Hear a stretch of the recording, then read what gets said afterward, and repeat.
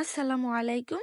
ননদের বাসায় গিয়ে ভাইরাল পোলাও রান্না করেছি। সেটাই আজকে আপনাদের সাথে শেয়ার করব। এর জন্য প্রথমে আমি পেঁয়াজ কুচি করে তারপরে বেরেস্তাটা করে নিয়েছি। এখন দিয়ে দিয়েছি তেজপাতা, দারচিনি, এলাচ এবং একটু আদা বাটা, রসুন বাটা। তারপরে আমি চালটা দিয়ে ভালোভাবে ভেজে নিব এবং কাঁচামরিচও দিয়ে দিয়েছি।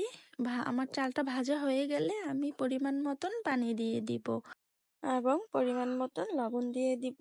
এই তো হয়ে গেছে প্রায় আমার পোলাও রান্না। এখন আমি চুলাটি বন্ধ করে দিয়ে কিছুক্ষণ ঢাকনা দিয়ে ঢেকে রাখবো। এই তো হয়ে গেছে আমার পোলাও রান্না। এখন আমরা সবাই মিলে একসাথে খাবো।